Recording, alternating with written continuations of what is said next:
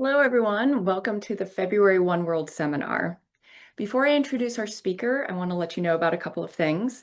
So first, you can post questions using the Q&A button down at the bottom of your screen, and feel free to do that at any time during the presentation. You won't interrupt anything. We'll do the Q&A after the talk, but feel free to, anytime you have a question, go ahead and post it there. You can upvote other people's questions, and you can also post anonymously if you would like to do that. This is being recorded and it will be available online within 2 weeks. Also, I want to let you know that we'll be sending out a short survey to help us improve these events. So please take a moment and let us know what we can do to make it better and what you like. Now it's my great pleasure to introduce today's speaker. Dan Simons is a professor at the University of Illinois, where he directs the Visual Cognition Laboratory. He investigates the limitations of awareness and memory, the implications for those limitations, and reasons why we are often unaware of those limits. We're thrilled to hear more about this work. Welcome, Dan. Thank you. I'm very excited to be here. So today I'm going to be talking about inattentional blindness, which is defined as a surprising failure to notice something unexpected when people are focusing attention on someone else or something else. So what do I mean by surprising? Some years ago, Chris Chabris and I did a couple of large representative surveys of the United States population, one a phone survey and another sort of self-selection online. And what we found was that most people expect that they would notice something unexpected, even if they're paying attention to something else. Yet, Dan Levin, some years later, found that about 90% of people say that, of course, they would notice a person in a gorilla suit in a video of basketball players. So it's been more than 25 years now, which makes me feel very old, since we published the original sort of study of the gorilla video. And I thought this would be a good time to sort of take stock of what we know about this sort of awareness failure and its implications. And I'd like to put it into historical context, which means going back even further, as my students now say, into the 1900s. We, of course, weren't the first to study this. Our studies were actually designed as a project to extend and replicate Dick Neisser's work from 50 years ago now. Here is the original basketball passing video from the 1970s. I'll show what this looks like. And the task that he used was exactly the same as we did because we were replicating his work. Count how many times, say, the players wearing white pass a ball. And you can try it for yourself if you want.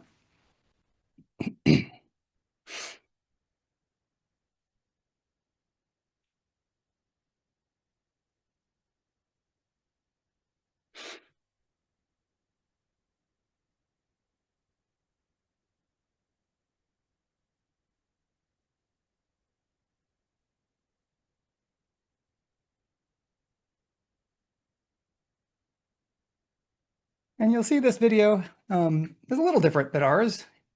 He instead had a person holding an open umbrella walk through the middle of the scene.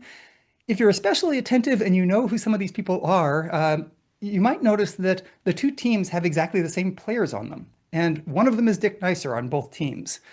This work had this sort of weird, ghostly, partially transparent appearance because it's intended to do something a little bit different than what we did much later. He was interested in creating a visual analog of selective listening studies from the 1950s. Basically having people pay attention to two streams of information, selectively pay attention to one and ignore another, and see whether attention works like a spotlight focusing on a region of space, or whether you can actually pay attention to objects. That's why he had everything partially transparent, because the person with the umbrella was literally occupying the same space as the other players. Now, this was an attempt to study selective attention, and it was in many ways ahead of its time. But of course, other people had studied things like inattentional blindness for years. Magicians have known about inattentional blindness, not always by that name, for many decades more, even if they weren't experimentally studying it the way that Neisser and psychologists tend to.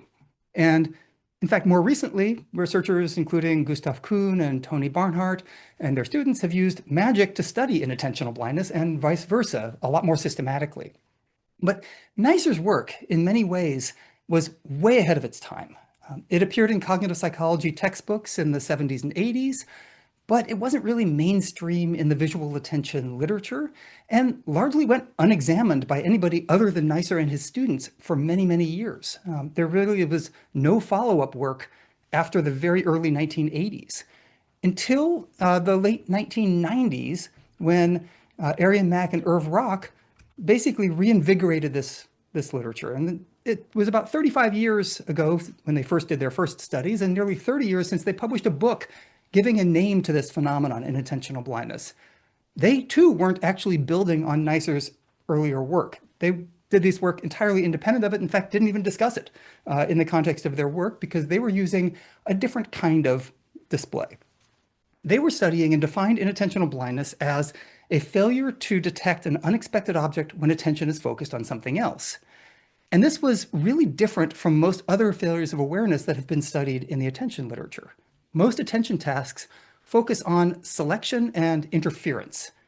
So can you avoid being influenced by something that you know is going to be present in the display? Can you avoid having it affect your performance? Do you detect it when you know it's there and you're doing something else? Inattentional blindness is fundamentally different. The critical object is not expected, it's unexpected, it's unrelated to the primary task, so there's no reason for anybody doing this task to know that they should be looking for it or trying to ignore it. That means it's one of the few ways to study whether and when an object actually draws attention to itself by virtue of its nature. In the ensuing decades, we've learned a lot about when and why and how people notice and miss unexpected objects. We also have a better understanding of why people are so convinced that they think they will notice something unexpected. But these early studies, Neisser's approach with the sort of weird, partially transparent, ghostly videos and odd events like people carrying umbrellas or people in gorilla suits, they often inspired a critique that, well, these are unusual, weird tasks. It's not something we do very often. It's a very strange display. Mack and Rock use these very simple displays where you're asked to judge which arm of a cross, the horizontal or the vertical, is longer in a briefly flashed display. So these are failures of awareness either with weird videos or with things that are briefly flashed. And a common critique that I and my colleagues often heard was that, yeah, I know about those studies from Neisser and I know about these briefly flashed things, but maybe it's just something about the nature of those simplified tasks. Strange tasks, strange videos, quickly flashed things. But inattentional blindness appears to happen in much more naturalistic contexts as well. So many errors by pilots and drivers, and especially doctors, have been attributed to inattentional blindness.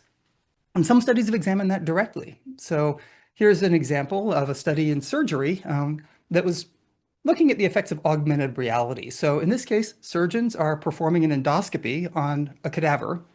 And the left is a standard approach where they're just kind of doing the surgery procedure through this cadaver. And the right is an augmented reality approach, which is designed to try and help the surgeon be more precise in their actions. And what's interesting about this particular study was that the researchers inserted a couple of anomalies into this case. So in one case, there was a screw that was left behind, a foreign body. Another case, there was a skull breach.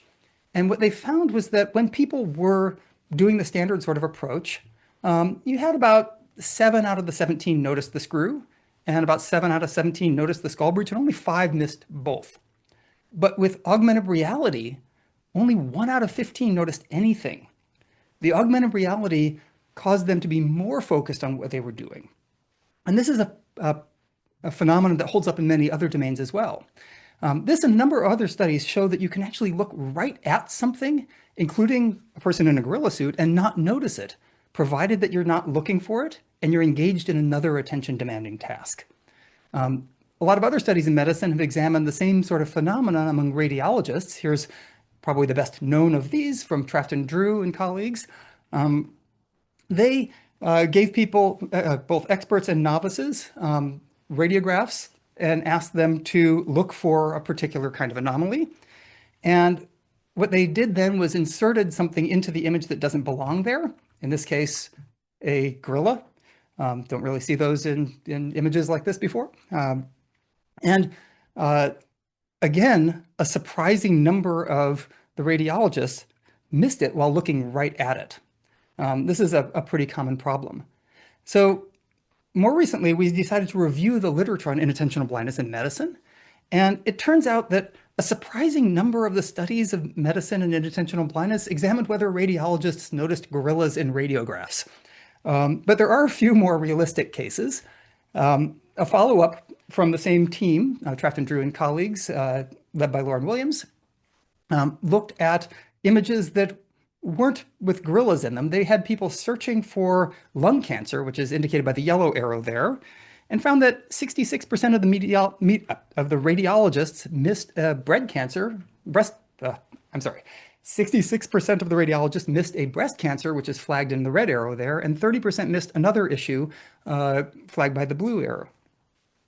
Some earlier studies predating these inattentional blindness studies in other domains, including the gorilla video and the Mac and Rock studies, showed that pilots could miss things in a good flight simulator, or what was a good flight simulator for that time period.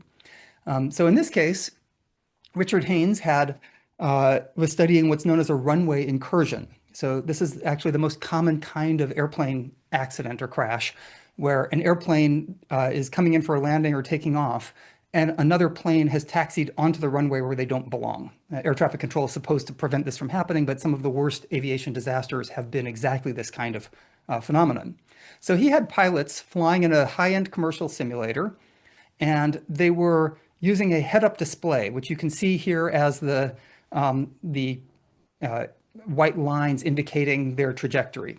So a lot like the augmented reality with the surgeons, that helps pilots focus on where they're going. So there's a lot of evidence showing that these sort of head-up displays that show the navigation path allow the pilots to be more effective in staying in their path, but it often makes them less aware of their surroundings. And when pilots were using this head-up display to come in for a landing, they often didn't notice the plane on the runway. One of them landed right through it, others pulled up too late. So this is an indication that at least when people are really focused on doing something and there's something unexpected there, even something that might matter to them, we don't always have it noticed. But flight simulators with head-up displays and radiological image search are not particularly naturalistic tasks for most of us. Very few of us are looking through X-rays. Very few of us are flying planes. And one reason that I think radiology is such a heavily studied task in psychology these days is that the displays and tasks allow you to apply the same kinds of tools that we use in visual attention research, say visual search, with richer and less artificial stimuli. It's amenable to sort of the standard models and methods, but it's still something that we don't tend to do very often. And anecdotal evidence and a number of studies, both recent and old, show that inattentional blindness also occurs when people are engaged in real-world activities, things that are consequential to them, when noticing presumably would be of benefit. One anecdotal example comes from a really interesting case of prosecution of a police officer. And this was the case of Kenny Connolly in the Boston area. Connolly was one of the first cops on a scene of chasing down a couple of suspects. So a call went out late at night in Boston that a police officer had been shot at a bar, and the suspects had fled in a gold Lexus. And they were chased through the streets of Boston, lots of police cars trying to chase them down. And they came to a cul-de-sac. The first officer on the scene was an officer named Michael Cox, who was an undercover narcotics officer and was not in uniform, and it was an unmarked car. So he gets out of the car, chases the suspects to a fence, chain link fence. The suspects go over the fence, and he tries to follow them over the fence, doesn't quite make it, falls back to the ground, starts going up the fence again, and two other officers arriving on the scene mistake him for the suspect and beat him fairly brutally. Kenny Connolly was not one of those officers. He arrived on the scene after them and saw the suspect go over the fence and chased him down, went over the fence, chased him down about a mile later and brought him back to be arrested, which means that he ran right past the scene where this beating was occurring. He saw the person go over the fence, which means that he was looking right near where Michael Cox was. And he claimed never to see this brutal beating. Journalists at the time were convinced that he must be lying because he ran right past it. And one juror even reported that my uncle was a cop and they're trained to notice everything, which is an interesting case because he insisted throughout this trial that he was not lying, that he never saw anything, was kind of surprised that he could have possibly missed this. So that raised the question, is it possible that you could run right past the scene of a fairly big, brutal beating and just simply not see it? So Chris Chabris and a couple of his students decided to try and simulate this situation. And obviously we can't have a high-speed police chase with police beating up another police officer. But what we could do was simulate the scenario. So what we did was staged a fight. So we had participants in the study, they were college students, running behind another experimenter. And their task was just to stay behind this experimenter and monitor them. So for example, count how many times they tap their head as they're running. So it's a monitoring task that requires them to stay focused on this person. And they ran a route around the Union College campus in New York. But at one spot right here where it's flagged here, we staged a fight where two people were sort of beating up another person. This was plausible because it was actually right outside a fraternity house area. So a fight there might be realistic. And the question was, would people notice this fight if they were doing something else, if they were chasing along with somebody else? It's not a high-speed chase in the middle of the night in Boston, but it's a simplified version of that scenario that probably requires a lot less attention. And what did we find? Well, if we did this at night, similar to where the scenario took place, where people were just counting how many times the runner in front of them tapped their head as they were just jogging along, we found that only 35% of people noticed this fight scene happening right next to them. And if we did this during broad daylight with different numbers of tasks, so counting no taps, just jogging behind somebody versus counting one tap or counting separately left and right taps, we find that anywhere from 25% to 60% of people miss this fight scene happening in broad daylight. So yes, people can miss real events in the real world, and it's not just on videos, and it's not just in briefly flash displays. It can happen at scale in more naturalistic situations. But that does raise the question, would people notice something that has direct consequences for them? So a few years ago, together with Michael Schlosser, who was the director of the Police Training Institute in Illinois, this is an institute that does most of the training for new police officers and also does recurring training and refresher training for experienced officers. And the approach they use for their training is to do scenarios. So they do everything from training for how to handle a hostage scenario or a domestic dispute to just routine traffic stops.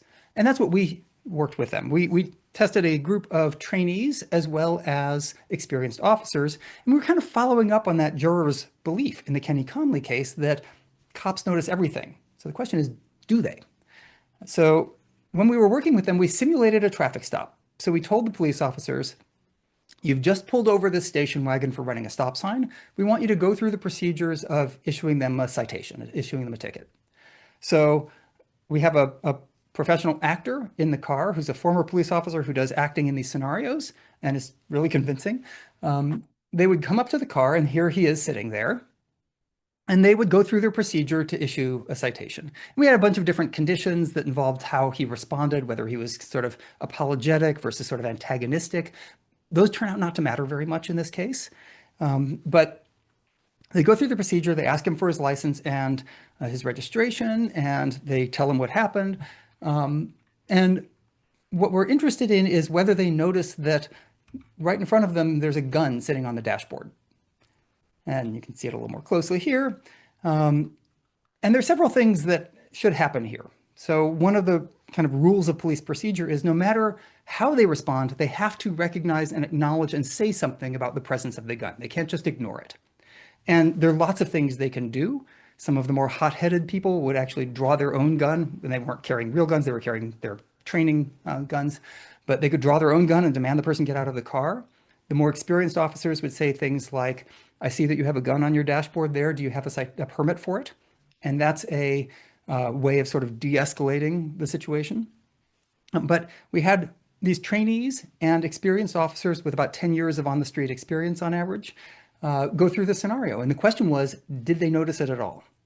And what we found was that noticing rates overall for recruits and experienced officers, um, the recruits noticed it only about 40% of the time, and the experienced officers noticed it about 2/3 of the time. So expertise seems to make a difference here, but this is still kind of shocking to the officers. When we told them afterward what they'd missed and kind of showed them as a group what they'd missed, they were sort of distraught about this because it means that they thought, of course, I would notice something that important to me. This could potentially be a risk to my life. They're supposed to notice it. They're trained to look for things. But when they're focused on their task and when they're focused on giving a citation, they don't. To my knowledge, this is the only study of expert-novice differences where the primary task, stopping a car and giving a citation, and the unexpected object, this gun on the dashboard, are both related to their expertise, and where the experts had extensive experience and where there was a decent sample size. So there are lots of other studies of expert novice effects in inattentional blindness, and they don't tend to have consistent differences. But quite often the task is something they never do as an expert, so it's not their expertise task, or the unexpected object is completely irrelevant to their expertise, like it's a person in a gorilla suit. This seems to be a fairly general property in any case, that unexpected salient events don't, to use Titchener's words, take consciousness by storm.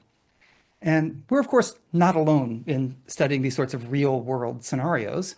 Some of my favorite studies come from Ira Hyman at Western Washington and his students. And here's one that I think is a lot of fun. So this was a study in which they had students just walking along, and there was an observational study. So they were just observing people who walked past this square here where there's a person on a unicycle in a clown suit. And I'm not positive. I think that might be Ira Hyman himself. If I'm wrong, don't correct me because I really want to continue believing that that's Ira. But what they found was that of people who walked by this, people who were walking by themselves and not doing anything else, about half of them reported having seen it when they were stopped a little bit later. Of those who were walking with somebody else, so a pair of people walking or a group of people walking, about 70% saw it. So more people saw it when they were walking with somebody else. That gives more of a chance that either one of them could see it and point it out to the other one. But of those people who were walking while talking on a cell phone, only 25% noticed. So this is a nice example. They have another example that I also really like, where they put money hanging from a tree branch right along a sidewalk. And they were interested in whether or not people would actually stop and take the money. And what did they find? Well, people who weren't using any electronics, only about 12% or 20% noticed it. But when they were on a phone, only 6% noticed it. And my favorite part of this study, and this is a study with a large number of people, out of hundreds of people, about 3%, about 12 of them walked into the branch. So they actually walked obliviously, hit the branch, and none of them stopped to take the money.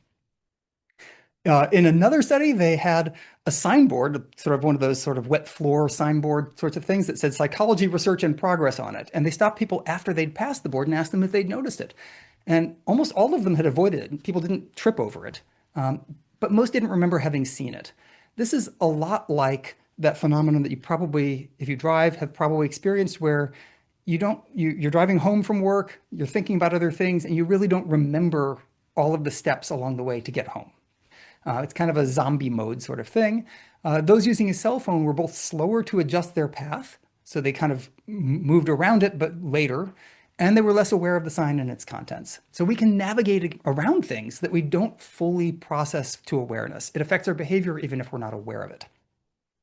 Now, the earliest systematic studies that I know of inattentional blindness came much earlier than any of these studies, and they came from kind of an unexpected source. These were studies by Tony Cornell in the 1960s. Tony Cornell was a parapsychologist. He studied paranormal experiences, and he often was doing work debunking ghost sightings and other paranormal experiences, but he believed that some of them were genuine. And what he really wanted to do was study the experience people had when they encountered a ghost.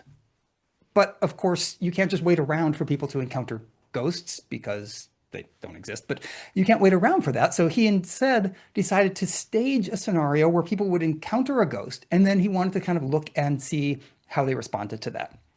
So on 6 consecutive nights in the Cambridge Commons area of Cambridge University in the United Kingdom, he spent about 4.5 minutes dressed as a ghost wearing a white sheet.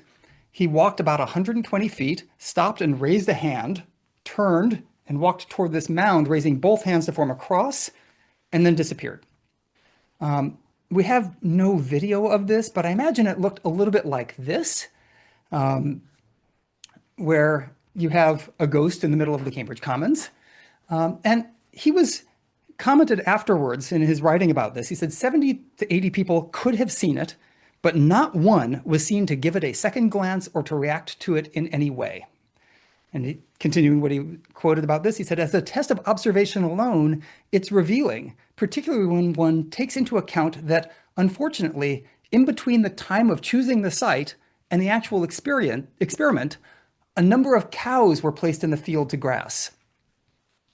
These animals, far from being alarmed by the presence of an apparition, gave it concentrated interest, and on 3 of the 6 nights actually followed it at a distance of some 6 to 10 feet. So Cornell was one of the greats of paranormal psychology, and based on this study alone, I can say that he was literally outstanding in his field.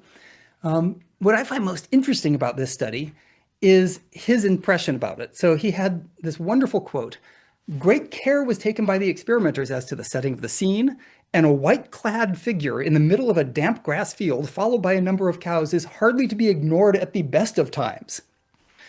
So he was really interested in studying this experience of ghosts, but he found that just nobody noticed the ghosts. He did a follow-up study that I also thought was wonderful. Here it was at a theater which was described as an adult theater, which disappointingly to me meant just that there were no children in the audience. It wasn't an American adult theater, which has a different connotation. But it would have been even funnier in that context.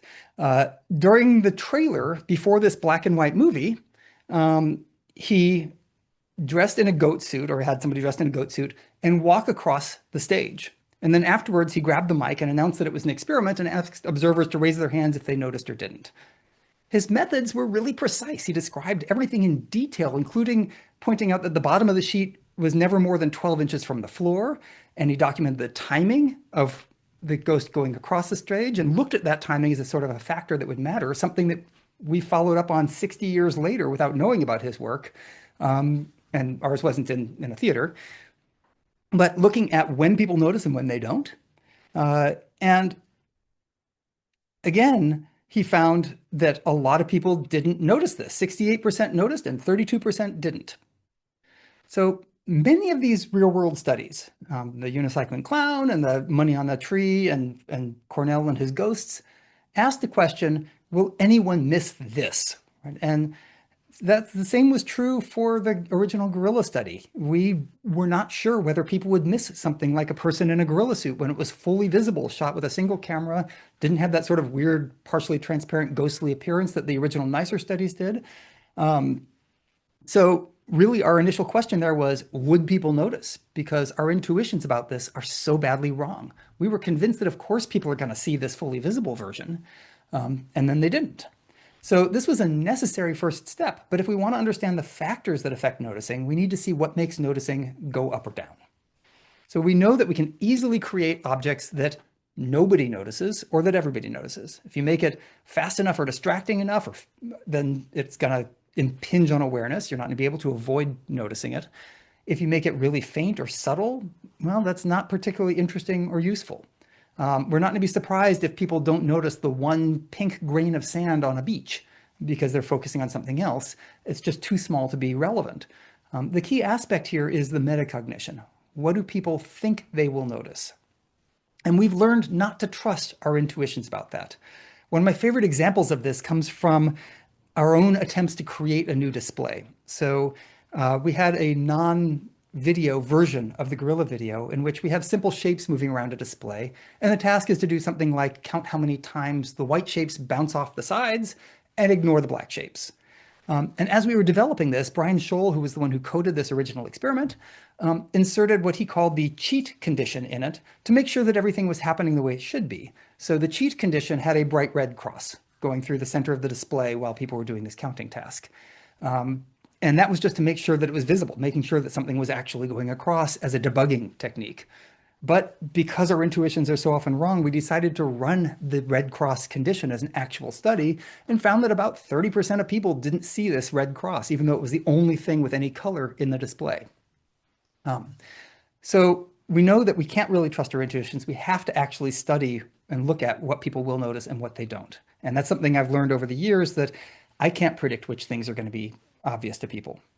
In most modern research, because of that, we're interested in looking and seeing what factors affect noticing, which means that we need to use displays that aren't at ceiling or floor. We can't have displays that everybody notices or nobody notices, because then you can't look and see whether varying other factors will have any effect. So in most modern research, the researchers will adjust the critical object or the background or the difficulty of the primary task to try and end up with about 50% of people noticing and 50% of people missing. And then we can vary things systematically, which leaves room to see what factors increase noticing or decrease it. And research over the past 20 years or so has looked primarily at three factors, roughly described. They've looked at task and display factors, things like similarity or what our expectations are or what our attention set is. Are we paying attention to white things or black things? How similar of an unexpected object can we make? So if the unexpected object is really similar to the things we're paying attention to or really similar to the ignored things, how does that affect noticing? I'm not going to talk about that today because there's a tremendous amount of work on that topic, and it would be way too much for a single talk. It'd be a couple of other talks. It's most of what my lab has been doing for the past 20 some odd years. If you're interested, I could talk about some of that similarity work at the end, but I want to focus on a couple of newer lines of research that are asking a slightly different question. So I'm going to focus on the effects of familiarity and some recent studies, very recent studies on individual differences, trying to predict whether there are noticers or missers, or seeing whether we can use individual differences to predict whether or not somebody is likely to notice. So first I want to focus on familiarity. And this is a question that's been addressed for many years. It was probably first addressed by Mack and Rock in their book, Inattentional Blindness. And they did this in a number of different ways, but the one that seems to be the most robust looked at whether or not people are more likely to notice a face. So in this study that was conducted with Yifan Ding, who's my current graduate student, and two fantastic undergrads who you'll see images of them again as well, Connor Holtz and Risha Raja. And what they did was using the standard sort of Mack and Rock task, where you're judging which arm of a cross is longer, in this case, the vertical one. So you see a fixation point, you see the cross, it's masked by obscure pattern mask. And then an unexpected object would appear at fixation. And it was either a smiley face, a frowny face, a neutral face, an upside down smiley face, or a scrambled face. And these are all just sort of schematic line drawings. This is actually what they look like. And there have been a couple of studies of this. There's an original finding from Mack and Rock's book where they found that a happy face was noticed more than sad or scrambled faces. And then a replication some years later by Redlich, Memmert, and Kreitz looked at the same question, and they found that sad faces were maybe noticed a little bit more than happy, and happy was not much more noticed than scrambled. So we were curious whether or not some stimuli like these pop through. So we included all of the conditions used by either of these sets of studies. So we had happy, sad, neutral, scrambled, and upside down. And here are the results, and this is a lot of data. Let me break it down. Noticing rates are on the y-axis here. So 100% noticing would be everybody sees it. The black bars here were from the original studies by Mack and Rock. And these were across multiple different conditions. They weren't people randomly assigned to studies. They were a wide, separate groupings of students or people in science centers or other populations, but separately tested, not randomly assigned to different variants. So as you can see in the Mack and Rock black bars here, most people noticed the happy face, but fewer noticed the other cases. And the scrambled face, for some reason, was noticed a little bit more, but these are all really tiny samples, right? They're sample sizes of 10 to 20 or so. So there's some variation, but it looks like happy faces are noticed more. The gray bars are the substantially larger study by Redlich and colleagues, and they found that happy and sad faces were fairly comparable. Maybe sad was a little more, and they were noticed a little bit more than the scrambled face. But we decided to do a random assignment to all of these conditions, and what we found was that any of the upright faces were noticed more than either the scrambled or the inverted faces. Um, Now, this is an interesting pattern. I don't think that I view this as basically a replication of the earlier work because it's a challenge to do these sorts of studies across different eras. So those of you who are old enough to remember the 1980s, emoticons and faces like this were not as common other than the canonical sort of happy face, smiley face. Sad faces, neutral faces, they're really common now in texting apps and emojis, but they weren't so common then. So it wouldn't be surprising to find a pattern like Mac and Rock did in the 1990s, where the happy face was noticed more than any of the other things that were just less common. And the fact that Redlich and colleagues found basically happy and sad faces noticed a little bit more is also consistent with that pattern. It appears here that things that are structured like faces pop out. And there might be a familiarity effect, but it might also just be a face effect. And we want to see whether familiarity by itself is enough to attract attention and lead people to notice an unexpected stimulus. So we decided to do this in a couple of different ways. So the next study, we took advantage of something you can do with online testing to recruit participants in a way that really would have been very difficult prior to this. So in this case, we recruited online participants from South Africa and Italy using Prolific. And we did basically the same sort of Mac and Rock task, but rather than a face, we used that country's flag. So in most cases, people didn't know the other country's flag, but we can exclude people who did. And we can look to see, do people who are from South Africa, are they more likely to notice their own flag than a flag from another country? And same thing for people from Italy. Are they more likely to notice the Italian flag than they are the South African flag? So we can look for a crossover effect here, where the stimuli stay the same, but we're changing the people. So what do we find here? Well, it turns out if you can group these together, so the left two bars are the Italian participants, and you'll notice they actually were slightly more likely to notice the unfamiliar South African flag than their own flag. The South African participants were also slightly more likely to notice the South African flag than the Italian flag. And at some level, this is sort of an apples and oranges comparison because these two flags are differently salient. So it's not necessarily surprising that one was noticed overall more than the other. But if you combine the familiar ones, you're at about 50% noticing. And same for the unfamiliar ones. They're at about 50% noticing. So overall, the South African flag was noticed a little more, but there wasn't a crossover effect here. It wasn't that familiar flags were noticed more than unfamiliar flags. So we did this study right around the time of the 2022 Olympics. So one concern here is that maybe people had a lot more exposure to flags from other countries than was really ideal for this study. So we decided to address it in a different way. We wanted something that would be familiar to people in one country, but not to people in another country. So we decided to use corporate petrol logos. So in most countries, if you're from the United States, there are many different gas station brands. In many countries in the world, there's really a monopolistic gas station brand. There's kind of one. So in Mexico, that's Pemex. In Poland, it's Orlen. And then in South Africa, it's Engen. And in Spain, it's Repsol. So those are icons that you would encounter all the time. Anytime you go past a petrol station or gas station, you would see that logo. It's really common in that country, but people outside of that country should probably have very little familiarity with it. So we again recruited pairs of countries, people from pairs of countries, and looked at these stations. And this was kind of a built-in replication of the same thing.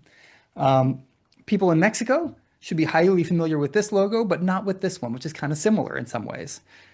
People in Spain should be familiar with the Repsol logo, but not the Engen logo. So are people more likely to spot the unexpected presentation of their own country's petrol logo because it's more familiar? What do we find? Short answer is we don't find much of an effect. So excluding the very small number of participants who knew the other country's logo, Both studies showed that there's almost no difference in noticing rates for your own logo versus another country's logo. So familiar logos were noticed at about 53%, unfamiliar about 49%. So here's Pemex versus Pemex, the Mexican petrol station. For Mexican participants is noticed about the same as the one from Poland. And in Poland, they were maybe slightly more likely to notice their own than the Mexican one, but not much variation there. And the same pattern held for the other two countries, so other pair of countries. So in this case, if anything, the familiar ones were noticed slightly less overall, partly because the South African logo was noticed a little more for some reason. Okay, I view that as just kind of noise variation. So together with the face study, these findings suggest that familiarity alone doesn't make something that's unexpected more noticeable, which was really surprising to me. And it hints that maybe faces are somehow special, although we really need more research to see whether that's true, since these only use sort of schematic emoji style faces. We don't know if there are other sorts of stimuli that would work like faces, and Mack and Rock made some tests of familiar words and names, but those were really small samples and they haven't been tested in replications yet. So even something fairly distinctive and familiar doesn't automatically grab our attention. Maybe visual detection of unexpected things is different from studies of things like the cocktail party effect, which involves switching attention between channels and hearing your own name in the background. Okay, let me switch to the other topic that we've been studying recently, which is individual differences. So inattentional blindness has been demonstrated in many ways and in many settings. But the most common question I get from people who discover the gorilla video on YouTube or from journalists who are writing about inattentional blindness is, are there some people who notice and other people who miss? And like the juror who was convinced that cops are trained to notice everything, there's really a firm belief that some people are more detail-oriented or better able to focus or better able to take in things peripherally. Maybe they have a broader scope of attention. And that raises the question of whether that's actually true. This is something that has been studied over the past 20 years.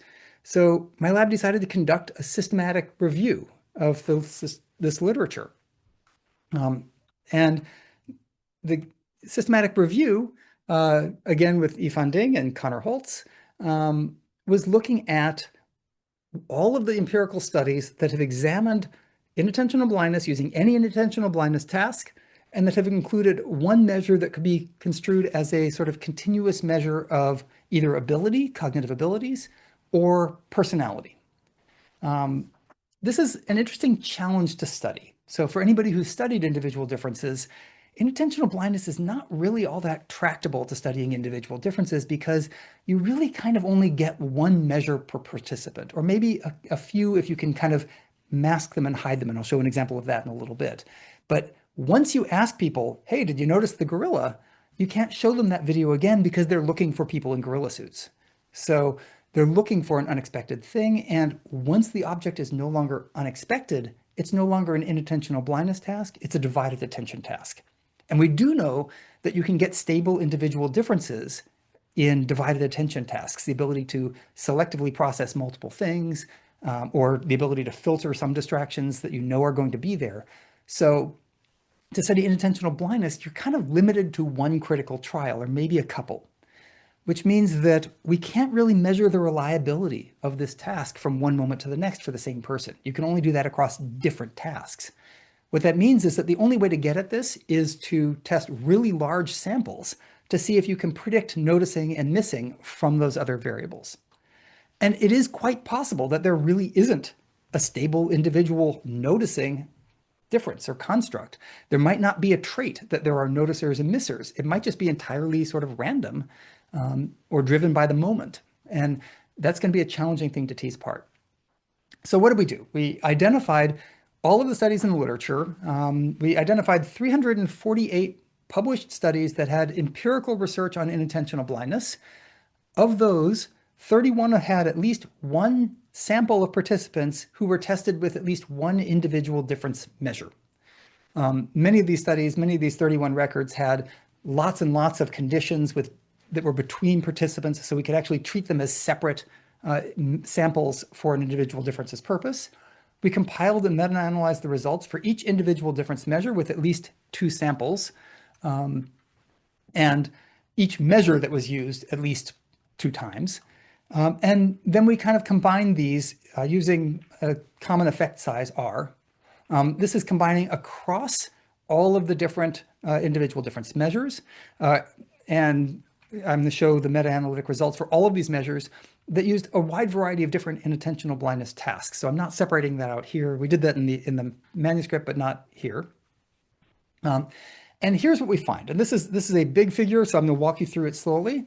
The y-axis here lists the different kinds of tasks. And the first three, or the first set here, not the first three, the first set here on this figure are all cognitive measures. Matrix reasoning is something like the Raven's progressive matrices or variants of it.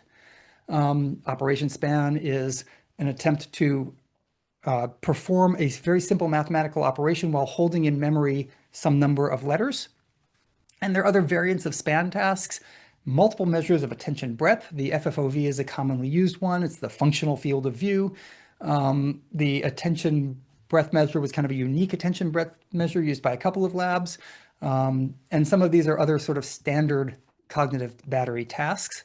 On the y-axis or the x-axis, we have the effect size as correlation units, so R. And the yellow region in the center here is just highlighting negative 0.1 to positive 0.1, so small correlation effects, small effect sizes. First, looking at these cognitive measures, most of these effects are small, and many were tested with a tiny number of samples. OSPAN was examined by more samples than any other measure. It had over 20 some odd samples across this set of studies. And operation span measures active working memory or executive control processes, how well you can hold on to something while performing something else between it. And that sort of task has often been linked to other measures of attention control and performance. So it's a pretty good predictor of things like your ability to filter distractions that you know are going to be there. But in this case, being able to predict what people will notice and what they don't, we can't really seem to do that very well from a lot of these measures. Let's take a look at the two that were tested the most here. For the most part were matrix reasoning and operation span. Operation span, you can see that the confidence band is basically snuggling with 0, but there maybe is an effect there. And matrix reasoning was tested with mostly young children in most of the samples, but there were a few with adults that showed slightly bigger effects. So let's take a look at what we find with OSPAN in particular. Here are all of the studies in the samples here. You can see the sample sizes ranged from small of 11 people up to fairly large of 150-ish people. And you can see that there's a fairly even spread around 0. There are a couple of studies toward the end here that had larger effects. 2 of the smallest samples, and then 2 from a particular lab seem to show significant effects, meaning greater than 0, with fairly large effect size, a correlation of 0.5, which is a lot bigger than the meta-analytic average of 0. What about matrix reasoning? Ravens mostly. Well, all of the studies from Zhang et al. Were with kids with different size samples, fairly small groups of kids, and with a range of different kinds of stimuli. There were only a handful of studies with adults. A couple of them showed positive effects of about 0.16. And that's the one that we want to follow up on. So there's not much evidence from these that cognitive abilities predict performance. What about differences in personality? So you might think people who are really detail-oriented are more likely to notice, or maybe people who are more open to experience are going to be more likely to notice things that are in the periphery that aren't what they're trying to do. They're less focused on the primary task. Or maybe measures of attention focus will predict who's likely to notice and who's not. So what do we find for that meta-analytic result? Well, here again, we have all of the personality measures. The first ones here are the big 5 personality measures. Absorption is a standard measure of how engaged you are in that primary task that you're doing. Cognitive failures questionnaire is a measure of just kind of lapses in attention, lapses in cognition. And then we have a whole slew of measures of things like affect and emotion, because a lot of these sorts of studies that were studying inattentional blindness were also studying other things like depression and anxiety, and the inattentional blindness task was kind of included as part of it. So a lot of these are measures that we might not have any real reason to think predict inattentional blindness, and for the most part, they don't. The sample sizes here were generally bigger because there were one or two studies that were really large and measured personality differences. And what you can see from this, again, this yellow region here is correlations between negative 0.1 and positive 0.1, between that measure and noticing, yes or no. And what you can see is that almost all of these are very tiny correlations. There's really not much here. Almost all of them have confidence intervals that span 0, and they're very close to 0. And to some extent, the bigger they are, the more close to 0 they are. So there are two that kind of stand out here.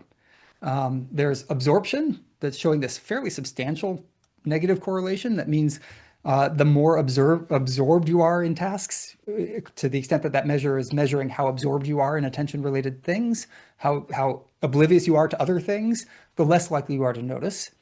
And then this last one here is kind of an unusual one. It's a measure called the Australian Sheep-Goat Survey that's a measure of paranormal beliefs. And that also seems to be negatively related to noticing. So the more your paranormal beliefs, the less you notice.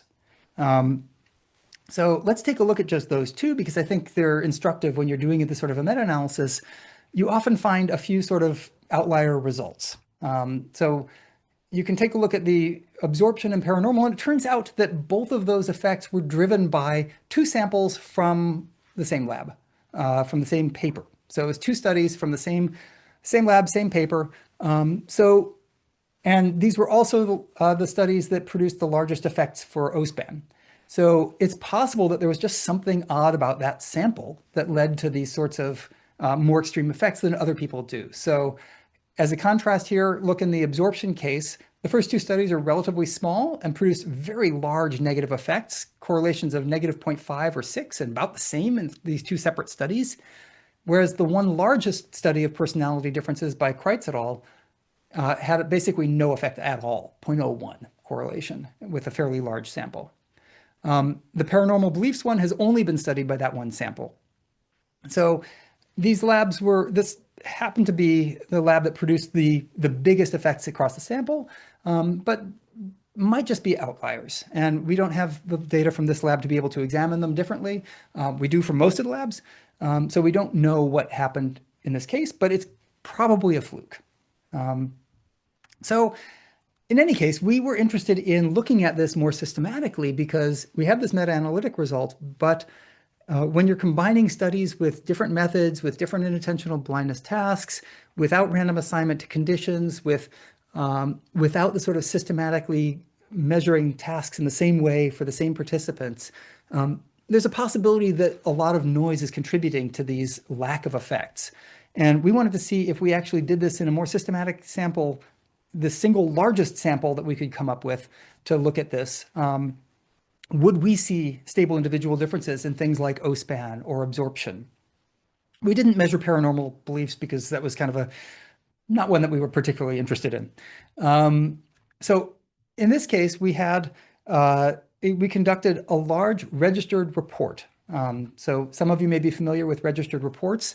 They're very much what we think science is supposed to look like when we're taught it in elementary school, where we specify what we're going to do and what our hypotheses are in advance of doing the study. Then we go and collect our data and analyze it the way we said we would and test whether our hypotheses, if it comes out this way, we say this, and if it comes out this other way, we say this other thing. We follow through on that and do exactly what we said we would do. So registered reports are designed that way. You submit the manuscript, which has your motivation, your introduction section, completely describes your methods, completely describes how you're going to do the analysis, but doesn't have any data. And that's what gets reviewed, basically to evaluate whether this is a good study design that would be informative. So we submitted the manuscript and we had proposed two studies, each with 1,000 people, one looking at individual differences in cognitive measures and one looking at individual differences in personality measures. And for each one, we included 3 distinct tasks to measure inattentional blindness. The Mac and Rock task, where you're judging which arm of a cross is longer. A dynamic tracking task that's basically a computerized version of the gorilla video, tracking how many times the white shapes bounce off the sides of the display and ignoring the black shapes, or vice versa. And a visual search task that was originally developed by Cartwright, Finch, and LaVie, where you are seeing an array of shapes or letters, and the unexpected object you're searching for, you're doing a visual search to try and find the one number in this array of letters or other shapes and judge whether it's odd or even. And then on a critical trial, an unexpected object appears right at fixation, surrounded by the other search elements. So these three tasks look different and feel different to participants, and we were hoping that we would be able to test people on multiple inattentional blindness tasks in the same session to see if there's any connection between noticing on one task and noticing on another, after excluding people who were suspicious and reported that they'd been looking for something else on that task. So these three inattentional blindness tasks, performance was positively correlated. So noticing on one task was related to noticing on another, but the correlations were generally really small. So the correlations averaged a correlation of about 0.13 and ranged from about a little under 0.1 to about 0.2. So they're pretty weakly correlated. Knowing whether or not somebody noticed on one task doesn't do a ton to predict whether or not they'll notice on another. It turns out they were also weakly correlated with cognitive and personality measures. So this table shows a lot of stuff again. The first three tasks over here are three of the same cognitive measures that were used in the meta-analytic review. Matrix reasoning, like the Ravens progressive matrices task, operation span, and rotation span. So we just picked three to look at. We had a few other things that we looked at, but I don't want to go into detail about them here because they're more complicated. We also had measure of the big five for those first 5 personality dimensions here. And we had a measure of absorption, the same ones that's been used before. We also had measures of inattention and then other measures of sort of focus and compulsiveness to stay focused. So from the FFOCI measure. At the top here, we have 4 different plots, and these are the inattentional blindness tasks. The transient one, where briefly flashed stimuli are appearing, it's just there only transiently, you're not looking at it for a long time, is the Mac and Rock task. The search task is the one I described where you're trying to find the one number and say if it's odd or even, and the unexpected object appears at the center. The sustained, easy, and hard task is that dynamic tracking task. We had 2 different versions of that for different people. One was an easy task where you just count the total number of times the white shapes bounce, and the other was a hard task where you keep separate counts for 2 different shapes. So they're white circles and white squares, and you keep separate count of those. The hypothesis there would be maybe the hard task would show more individual differences because it's a more demanding cognitive task to do. But everybody did the transient task, everybody did the search task. Half the people did the sustained easy task, half did the sustained hard task. The order was randomly intermixed, and the other cognitive measures were interspersed between them, or the personality measures were interspersed between them. Okay, so the first thing to notice here is that the y-axis here is much more compressed than it was for the meta-analysis. The entire axis here is from minus 0.2 to positive 0.2. The yellow region is still between plus and minus 0.1. So if you look at the transient task, pretty much everything is hovering around 0. There's nothing that stands out. Same thing for the search task, maybe a little bit of an effect, a small effect for operation span and rotation span. So there's at least some suggestion that in this context, you might be able to get some prediction of who will notice, but it's, again, not much. We're explaining about 1% of the variance. And then for the sustained easy and sustained hard, the sample sizes are halved, but again, we don't tend to find much here. And what effects we do find tend to reverse. So for matrix reasoning, higher scores on matrix reasoning, which is basically a measure of fluid intelligence, was slightly positive for the sustained easy task, slightly negative for the sustained hard task. And a lot of these don't hold up to other robustness checks where we vary how you measure noticing. So in general, none of the personality measures predicted noticing at all. Pretty much nothing there. The cognitive measures are almost all small. They're almost all less than a magnitude of about correlation of 0.1, and they're pretty inconsistent. So given that these 3 tasks were slightly related, like 3 inattentional blindness tasks, performance on them was slightly related, we also examined whether we could use any of these measures to predict how many unexpected objects a person would notice. So we included only people who reported no suspicions about an additional object. So they didn't report noticing or looking for something unexpected on the second and third inattentional blindness test they experienced. They weren't looking for that extra shape. And then we did a Bayesian ordinal regression to look and see, could we predict? And we did this separately for the group in the easy task and the hard task, combining across the three. So each person could notice 0, 1, 2, or all three unexpected objects across the study. And what do we find there? So this ordinal regression is trying to predict how many unexpected objects people will notice based on all of these individual difference measures. And what we find is, again, not much. We aren't able to do all that much. The personality measures really don't seem to predict at all. The couple of tasks like matrix reasoning and operation span seem to be slightly different for the two groups, the easy group and the hard group. The matrix reasoning one just flips to the opposite side. I think these are most likely to be noise measures because we're dealing with samples of about 400 to 500 here, or 300 to 400, depending on how many were excluded. And it just leads to a little variability in what your measures are. We usually are pretty consistent within about 10%, or point correlations of about 0.1, or about 10% noticing in these cases. So there's a little bit of a flip here, but not a ton. So both the cognitive measures and the cognitive measures may have some suggestions, but even with this large of a sample, these are not big effects. Okay, so what do we know at this point from these basically 70 plus years of studies of inattentional blindness? First, we know that this seems to be a fairly universal failure without a ton of ability to predict who will notice and who won't. If we can, it's kind of at the margins rather than the big effect, which is that most people are likely to miss some things. It occurs in both the lab and the real world, has been tested in almost every setting and across a wide range of cultures. A study that I haven't talked about tested the original gorilla video in cultures and cities around the world, as well as with remote tribe groups in a few different cultures. And we tend to really find the same sorts of patterns, the same sorts of effects of similarities, the same sort of failures to notice. Why is this so pervasive? I like to think of it as actually a positive, not a negative. Inattentional blindness is basically a side effect or a consequence of something that we do really, really well and that we need to do really, really well, which is to be able to focus attention and ignore distractions. That ability might well be really adaptive. Your ability to zero in on what you care about and not be perpetually distracted by everything around you is something that we really need to be able to do well. It'd be impossible to get through life if you couldn't.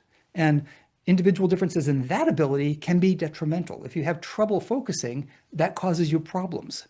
But all of us are able to focus far better than we might expect, given how difficult it is. In the original gorilla video, your ability to focus on the players wearing white and count how many times they pass the ball is a remarkable ability. It's something that until very recently would have been really difficult for a computer vision system to do. But it's something that a 3-year-old can do with no problem. That ability to zero in on what we care about and not be distracted by irrelevant things is likely really adaptive, likely really useful. And it means that the costs of missing something on occasion that's unexpected, that's really rare, that we might want to see, are offset and outweighed by our ability to avoid distraction. A couple of other things we've learned in recent years. Familiarity apparently doesn't matter a whole lot, but faces and maybe some other categories might be exceptions to that and might be special.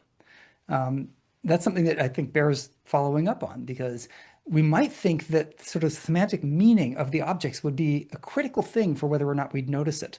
But this sort of finding that familiarity doesn't matter suggests that to a large extent, we aren't really getting a lot of meaning from unexpected things that we don't see. We're not really processing them. And that might contribute to why we have this really strong intuition that we should always notice these sorts of things. We feel we should always notice things because we're only aware of the ones that we have. If I show you the gorilla video and you don't see the gorilla, and I never ask you about the gorilla, you'll probably continue going through life assuming, yeah, of course I would notice a person in a gorilla suit, because we're only aware of those things we do notice and not the ones we don't. There are things that I haven't discussed, things like whether or not you get priming from an unreported stimulus. Turns out those don't seem to replicate very well. The only things you kind of do get that do seem to be robust is processing of sort of grouping of the stimuli in the background. Kathleen Moore and Howard Egith showed this a long time ago, and we've replicated their work, that the unexpected patterns in the background can influence your judgments, even if you don't report seeing them. But inattentional blindness isn't a great task to study implicit perception, perception outside of awareness, because you really only get that one trial. And there are a lot of factors that can lead people to say they didn't see something. Uh, so the seeming lack of big individual differences is also something that's interesting, and in some ways I find it reassuring. It suggests that inattentional blindness might be different from other sorts of focused attention tasks that do correlate with all of these measures of executive control and working memory and intelligence and things like that. Inattentional blindness seems to be different. It doesn't seem to be driven by those sorts of differences. The original studies that we conducted were at Harvard with Harvard undergraduates. It's a fairly bright group, but we've done the same thing in every context, from general public to online samples, and we tend to find the same patterns.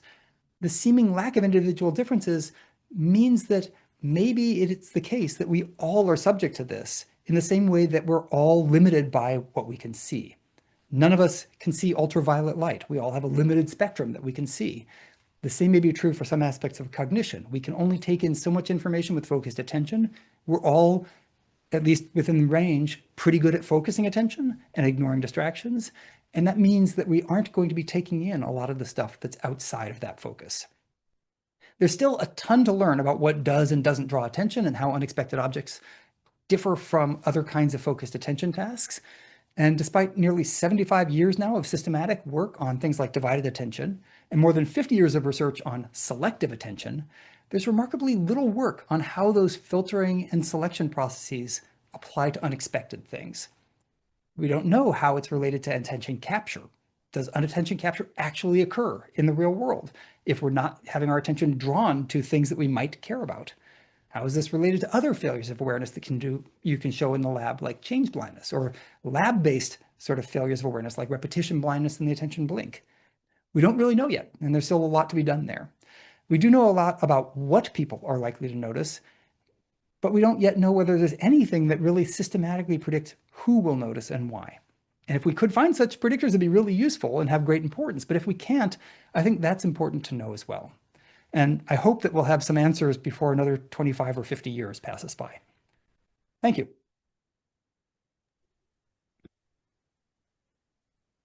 Wonderful. Thank you so much. That was amazing. I have a million questions, but so do our attendees. So I'm just going to start. Yeah, stop sharing here. Yeah. All right, perfect. So one person asked, how are these studies sure that people are actually not noticing the stimuli or distractor versus just not reporting it? It's a great question. They noticed it in the moment, but by the time they were asked about it, they forgot because it wasn't relevant anymore. Yeah, that's a terrific question. And there's in the early days of this sort of research, there was a debate about whether this was inattentional blindness per se, a failure to see, or whether it was inattentional amnesia, a failure to remember that you had seen. I don't find the amnesia explanation particularly compelling, because if they saw a person in a gorilla suit, that's something that you probably remember.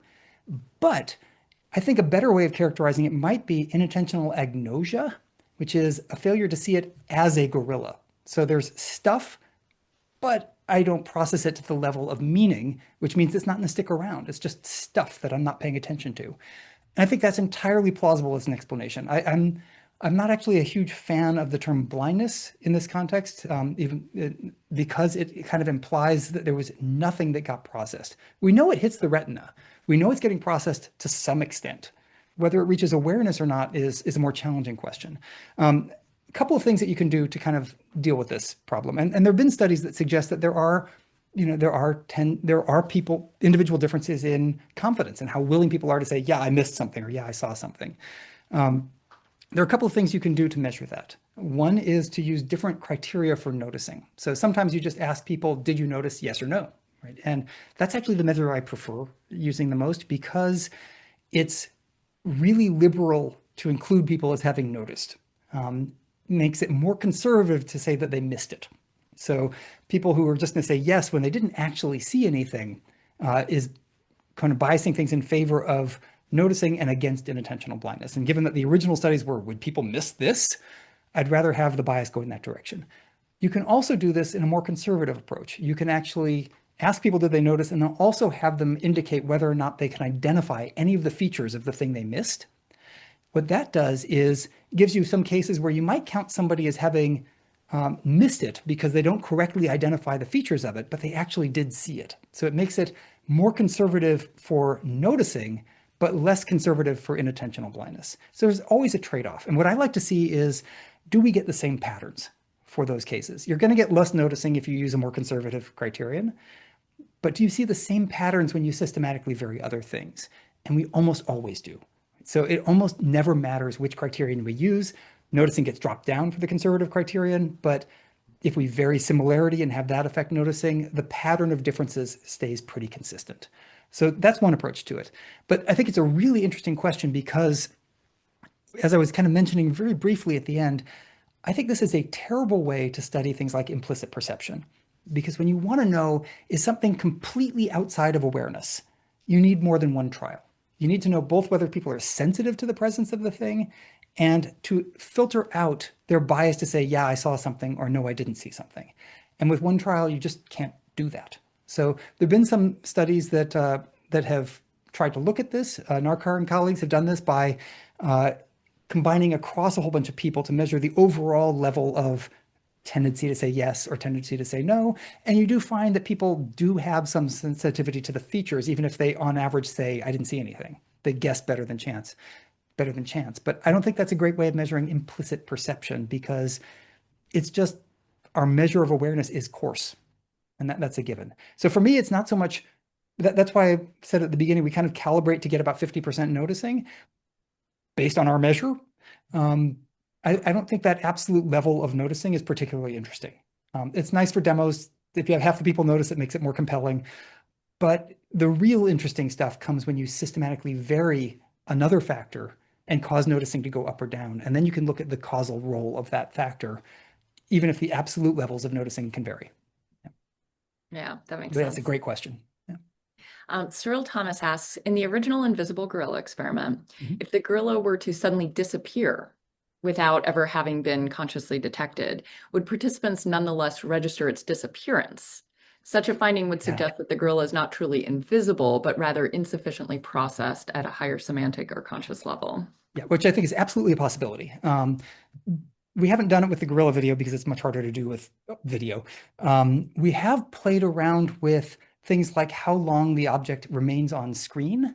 And one of the interesting findings from that, this was studies from my former student, Catherine Wood, we would have the object appear from behind an invisible occluder in the scene. So it's a dynamic tracking task. An object kind of appears, but I've got to do this right, appears from behind this thing and then goes and disappears behind another thing. So it's not flashing out of existence the way that things don't. It's disappearing behind an invisible edge. And what we find there is something that really surprised me. This is like one of my least cited studies that I think is one of the more important studies I've done. And it just, for whatever reason, hasn't gained traction.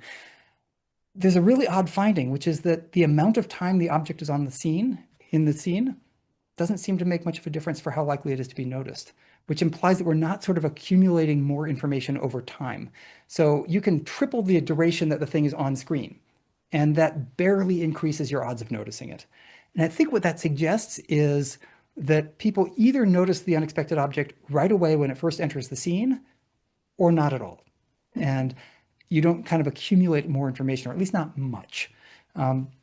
So there's, I think, is still a really interesting question. It's one that Yifan Ding is exploring as part of his dissertation work potentially, is how that process works, right? So is it the case that when something enters the scene as a new object, that we tag it to be ignored or notice it? It might be that we tag it to be ignored right away, in which case we never do much more with it. In which case, having it disappear might be a case of stuff disappearing and getting noticed, but we're not sure. When we originally did that study, my intuition was exactly Cyril's, which was that the vanishing of a thing would grab attention more. And intuitively, people sometimes described the thing as kind of disappearing right near the edge for the gorilla video. But that didn't seem to hold up in our study. It wasn't that people noticed it when it was leaving. They kind of seemed to notice it when it was initially there. And you can kind of look at that by changing features and see which features they remember, for example, which colors they remember. And it seems to be the thing that was first present. Um, Gotcha. Thank yeah. you. Catherine Moore asks, in the staged fight study to mimic the police event, Uh-huh. how are participants asked if they noticed the fight, or how were their responses scored as noticing versus not? Yeah, that one, I believe, I have to remember, but I believe we used a sort of staged debriefing where we asked them first, did you notice anything unusual as you were running along the route? Did you notice anything other than the person you were paying attention to? Did you notice anything unexpected happen? Did you notice a fight? Hmm, And basically, it was saying no to all of those. Yeah. Um, gotcha. yeah, Okay. that's always a trick with real world studies. How do you ask the question so that you can kind of get that initial indication? And we did that same sort of kind of progressive debriefing with the original gorilla videos. And what's interesting is we almost never find any difference between the first question and the more precise question. If you ask them, did you notice anything unexpected? If they saw the gorilla, they say, yeah, there was a person in a gorilla suit. If they didn't notice it, then they say no all the way through, with rare exceptions. Yeah. Another question, are children more or less prone to inattentional blindness? And if there is any difference compared to adults, do you have an explanation? There've been a handful of studies that have looked at this over the years. So, in the individual differences studies I cited, the studies by Zhang looked at children.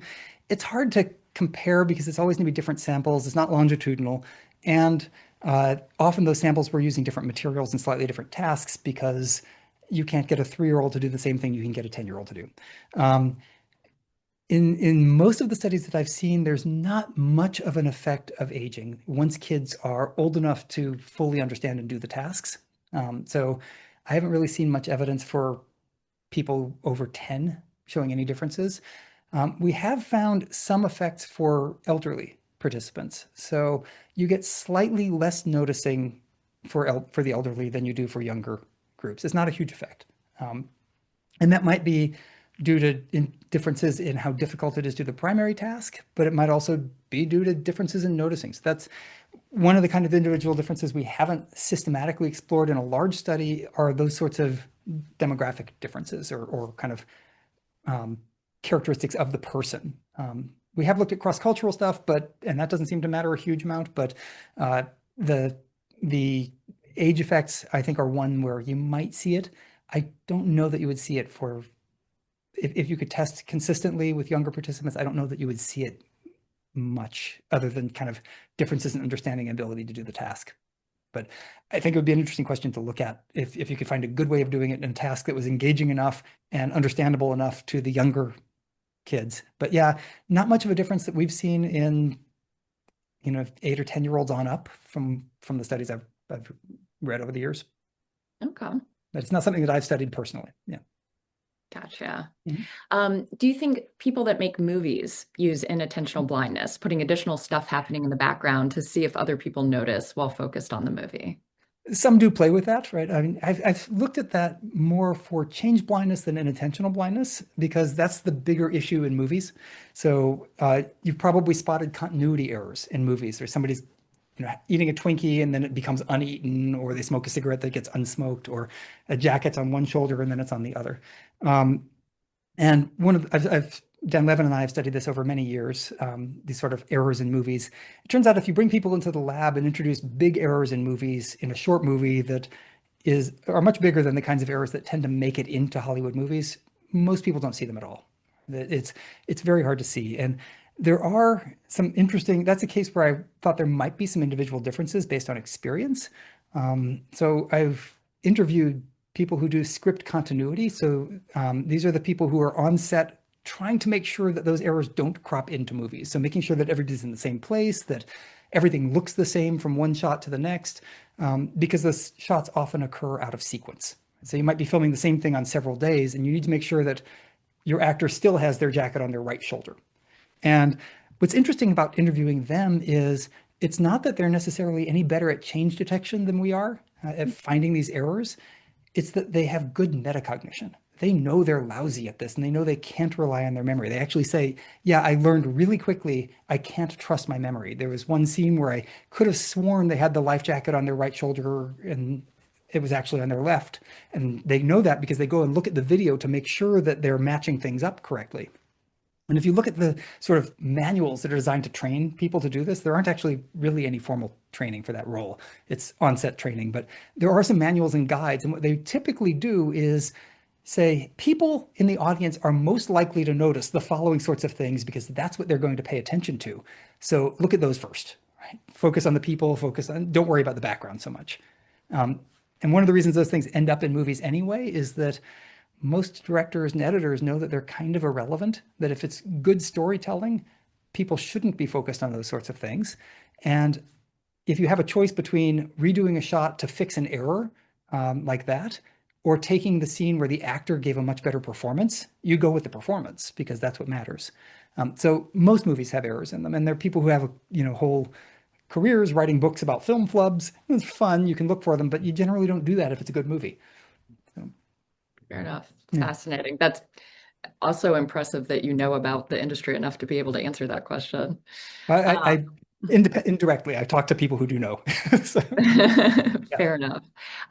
James Pomerantz says, great talk, Dan. Oh, hey, James. Question, does inattentional blindness occur across sensory modalities? For example, does deploying attention to vision impair detection of auditory Oh, events? that's a really interesting question. I don't know that it's been done that way. There have been studies of inattentional deafness, and there have been some haptic studies showing you insensitivity to unexpected touch. Not many. I don't know if any have been done for olfaction. Harder senses to study. But yeah, there have been studies of inattentional deafness. I don't know if anybody has done sort of loading up visual attention to see if you miss auditory things or vice versa. There are a handful of studies that have had both auditory and visual stimuli in them. So Joe Whelan, I think many years ago, did a version where you're monitoring a task and a person walks through the scene and scratches her fingernails down a chalkboard and then walks off the scene and finds that people don't tend to notice that, right? Even though there's both auditory and visual information and the task was visual. So maybe it impairs both. But I don't know that there have been systematic studies where you just load up vision and then see if people notice an auditory thing, or just load up audition and see if people miss a visual thing. There are studies that have had people hold things in mind, right? So cognitive load tasks where you hold digits in memory and try and perform a visual detection task, and that can lead to more inattentional blindness under those conditions. But the effects of cognitive load are really kind of mixed too. So I don't know how robust those sort of cross-modal demands are on inducing it. I think it's a really interesting question.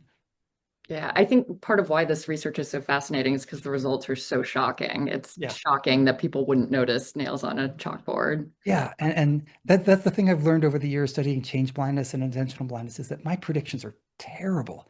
So years ago, I was doing a study where we had a conversation between two people in a video, and we were going to change the person, so change the actor, something we've done in other contexts. And we had two versions of the script that we had where in one case they have a really angry reaction to something that happened. So the person they're talking to has modified their grade on an exam from an A to an F.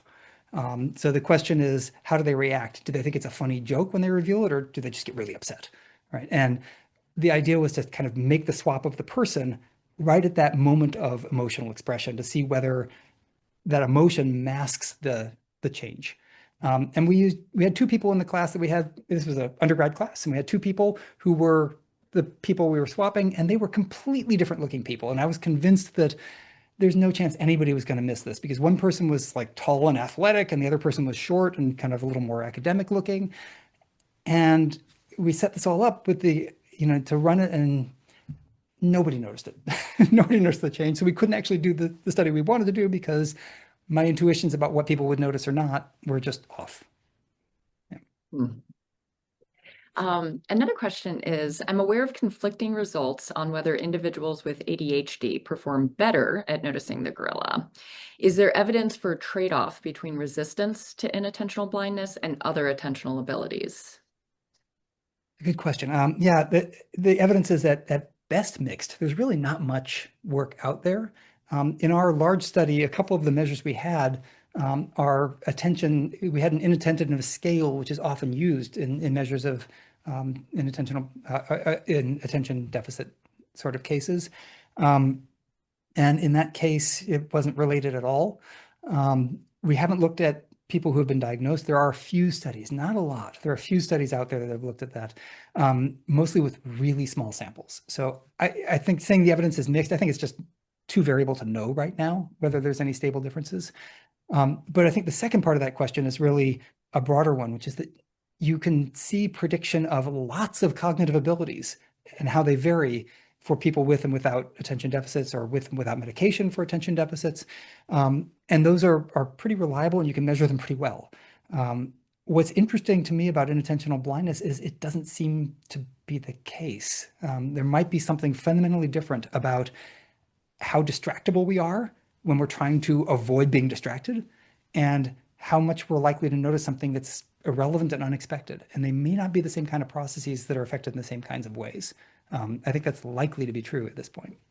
I should also mention that there's a lot of popular writing out there that makes claims like this about things like inattentional blindness or autism or other factors, and that of course people with autism will notice, or of course they won't notice.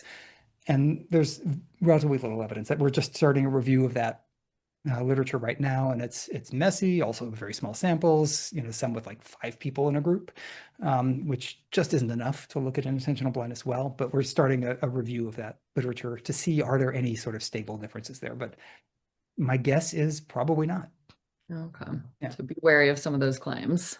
Yeah, I mean, they're popular claims where people make them based on intuitions, Hmm. sort of self-reflection and their own intuitions about what people with and without various sorts of diagnoses do and Hmm. don't notice.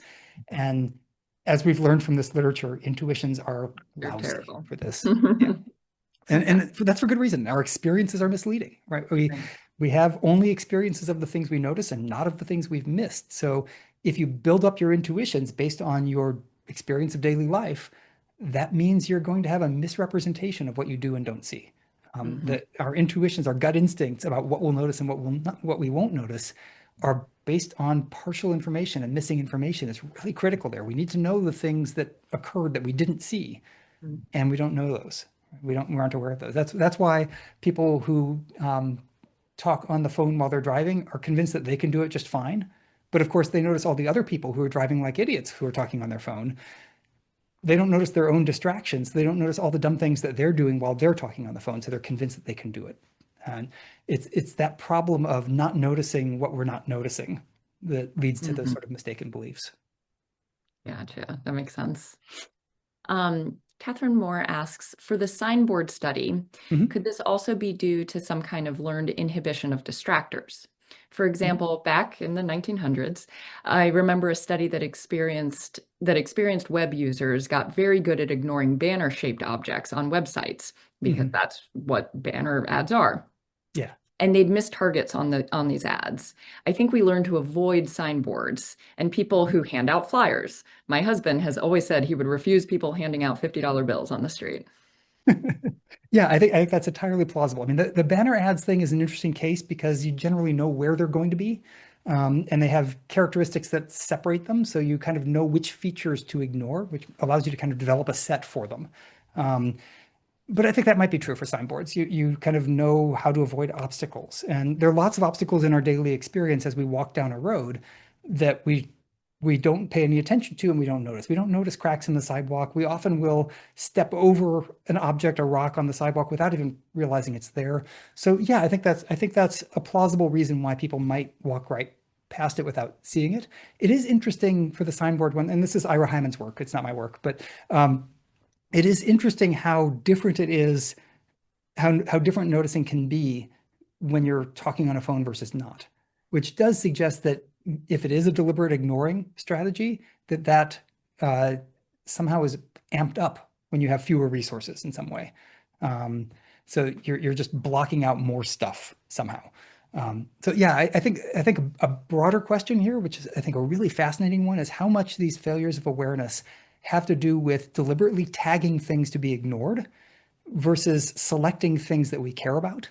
Um, and I think it's probably a little bit of both. The similarity literature suggests that ignoring you don't notice things that are like the things you're ignoring, and that is really a driving factor. So that does suggest that if we're set to ignore billboards and signboards and obstacles on the path, that those are not likely to grab attention because they're grouped into the stuff that we don't care about. But yeah, I Mm, think it's a great question. It's hard to separate those mechanisms in that sort of a context. Yeah. fair enough. Another question, would Mhm. people who can get distracted easily be able to not be affected by inattentional blindness?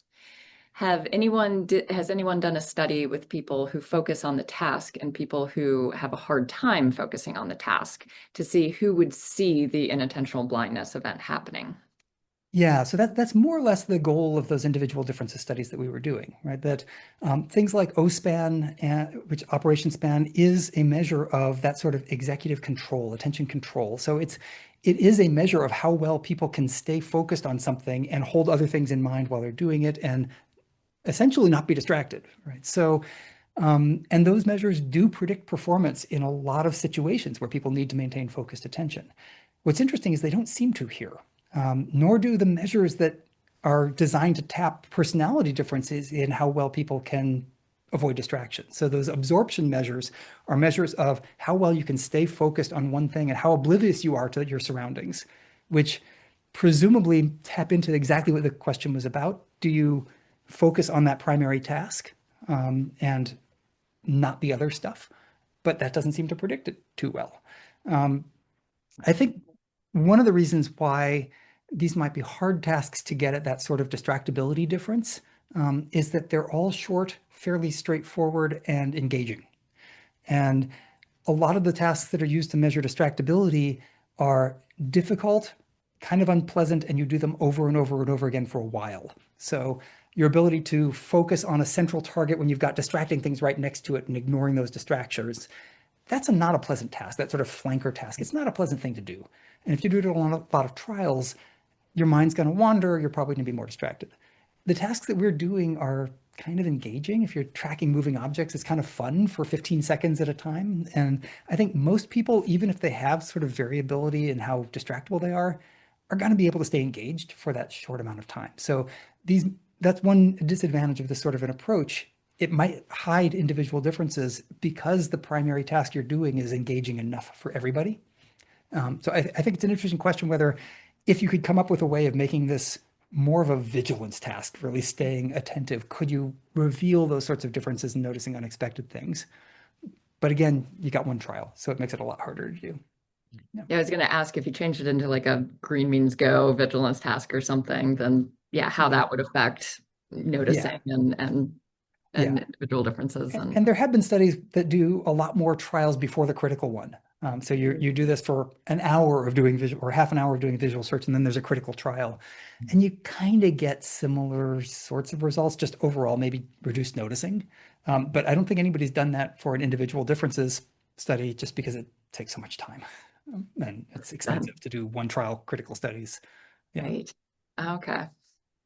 Um, Another question, any data on inattentional blindness and yeah, I think you sort of got at this, but Uh, in autism spectrum disorder, I remember um, a finding that they were doing remarkably well on a rare target visual search. Yeah, so rare target visual search is an interesting parallel to the inattentional blindness cases, because in a rare target search, you know that there is going to be a target at some point, and it becomes more of a vigilance task. So, to what extent are you able to continue to detect that thing that you know is going to appear at some point, when it's really rare, as opposed to something that you aren't looking for at all? And I think there might be a difference there. Um, the literature on autism and inattentional blindness is small. We've just started our lit review here. We've gathered maybe 15 or so articles that measure both in any sort of systematic way. They're all with small samples. I don't think there's good evidence yet. I think it's something that needs to be done on a larger scale, which is hard to do. But yeah, there's not a lot of evidence. There have been claims. I believe Temple Grandin once wrote in one of her books that, of course, people with autism would notice the gorilla, and I don't think there's any real evidence for that. But again, an intuition. If anything, people who are really engaged in doing the task. So if autistic people are more engaged in the task you give them, like a vigilance task for a rare target, maybe they'll be more engaged in the primary task and less likely to notice. But if I Mhm. had to bet, it probably won't make any difference at all. So, Yeah. yeah. All right. Somebody's asking, how does inattentional blindness impact 2D designs and how people perceive information? So I know some of the work was on 2D, but I think Mhm. real world, they give the example of ballots, tax forms, etc. Yeah, I don't know that that's been studied all that systematically. Part of the question is for inattentional blindness cases, we're always looking at cases where the critical object that you're introducing is unexpected and typically not directly relevant to the thing they're doing, right? It might be relevant to them personally, like the gun on the dashboard is relevant to the police officer, but it's not relevant to the immediately to the task of giving a ticket or pulling somebody over. Um, so for that sort of a case, like a ballot, um, could people miss something on a ballot? Sure, if it was unrelated to what they were looking for, right? If you put a little gorilla icon on a ballot, I'm sure people would miss it if they're not looking for, or some people would miss it if they're looking for who to vote for, right? So I don't know that it's been studied all that systematically because it's not clear what question it would get at in that context. I think it might be more interesting to see just for general understanding of images, not so much for inattentional blindness, but what are the factors that lead people being able to easily make sense of a ballot and see all of the elements of it that they are trying to see, to find things in the scene. I think that's more of a visual search question than an inattentional blindness question. In the same way that what allows people to find the object that they want to buy at the store, right? It's a visual search question. How do you have that mental set for what you're looking for? How do you form an image of it in your mind? How do you match that to what's out there in the world? There's a lot of work on that sort of topic. Inattentional blindness is going to be something else. It's going to be something irrelevant to what you're looking for, right? Hmm. I would love to have a follow-up question on that, but I know we're getting short on time and there's still a Mhm. lot more questions. So, Oh, um, the next one is William James in 1890 said, "A faint tap per se is not an interesting sound. It may uh-huh. well escape being discriminated from the general rumor of the world. But when it is a signal, as that of a lover on the window pane, it will hardly go unperceived." Mhm. Yeah, I mean, if you look back to work in the 1890s and early 1900s, Hugo Munsterberg also wrote about an inattentional blindness demonstration he did in a classroom setting where he had a spinner that he was having people monitor, and he took stuff out of his pocket and set it on the table. And the question was, did any of them notice him doing all of this weird stuff with his pockets in this classroom setting? It's kind of informal demo style study. I think James is right that you know to some extent, right? Some things are just too irrelevant to grab attention, right? Mhm. And a faint tap is kind of like if you make a change to that grain of sand on a beach. Nobody's going to notice it, and nobody's going to care that nobody noticed it, right? It's not surprising. It doesn't counter our intuition. So for me, the thing to do in these sorts of studies is to kind of counter intuition to some extent. Make sure that this is something that people would care about not seeing. Because if it's so small that nobody would care about it, then it's not interesting that people didn't see it. Um, Mhm. that's what I think James is probably wrong about what sorts of important things might draw attention. If you're looking for that tap from your lover, yeah, you'll notice it if you're looking for it. If you're looking for a gorilla, you'll notice it. But if you're Mhm. not looking for it, I'm not convinced that it's going to actually grab your attention. Um, Mhm. I think there are cases where some stimuli will. So Titchener has this great passage, and I quoted from him in the Taking Consciousness by Storm about all of the things that will, and it's a very weird list. But some things are going to be so in your face that you can't avoid having them get noticed. And Mhm. that's also, that would be really interesting if people miss those, but they're not going to. Right? And finding that ground where, you expect to see this, but you don't is really the interesting window to look at for this case because it's the cases that have practical ramifications. If you think you're going to notice that kid stepping out in front of your car, you're not going to take steps to make sure you do, right? You're not going to be looking for them. If you're convinced that, of course, you're going to spot the kid in a pool who's drowning because you think you know the signs and you're looking for them, then you're not going to take steps to make sure you do. And that's, I think, where we get into trouble and where it becomes more practically relevant. Mhm. Mm. Someone asked, let's see, I think that was actually just, well, so, I found this online just now. It's a Grossman et al. 2015, beating their chests, university students with ADHD demonstrate greater attentional abilities on an inattentional blindness paradigm. Okay, so somebody found a reference for Yeah, the there are some. ADHD. Right. Gotcha. Yeah, there are some studies out there. I haven't systematically reviewed that literature. Um, and what we've kind of found when we have looked at sort of the studies that have looked at individual differences, they tend to be small, they tend to be variable, and produce kind of conflicting results depending on which tasks they're using, how they're doing them. Um, so yeah, I mean, I no doubt there are some studies out there that show advantages, people with autism noticing more, people with autism noticing less. The question that you kind of have to ask is when you look at the literature as a whole, are those findings ones that hold up? Are they findings that multiple people find when they try and do this? Are the participant populations comparable? So one of the things we find a lot in the autism literature is that the comparisons aren't reasonable, right? So a study will compare a group of 10 children with autism to a group of adults as the baseline. And like that's a weird comparison. There might be differences there in how they do the tasks. Mhm. Um, so making sure everything's equated, the scale is large enough to be confident that the results are stable is a good thing to do. Could there be differences? Absolutely, right? Could there be differences in how they do the task? Yeah, absolutely. If you take people with attention deficit disorder and put them in a very large room with a ton of noise while they try and do this task, they probably will perform differently than people who don't have attention deficit issue because Mhm. they're less affected by all those other things. So yeah, I mean, I think I don't doubt that you could sometimes find effects, sometimes not. The question is, are they sort of a consistent enough predictor that we can actually use it to know whether or not people are going to notice? Mhm. I do think it's a really interesting question to look at. We just haven't found consistent differences as a function of the measures that are supposed to tap those same sorts of properties. Mhm. Yeah.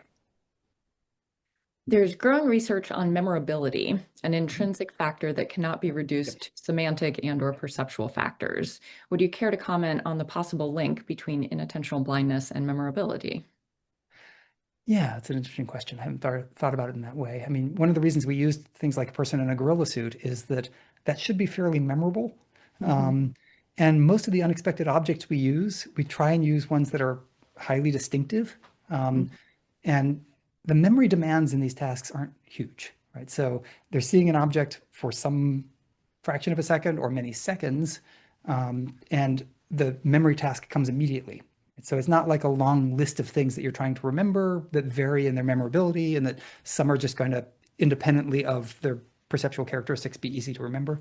Um, so it's not a great procedure for studying that sort of memorability effect, but yeah, I don't think anybody has looked at the stimuli used as the critical objects to see whether some were more memorable than others.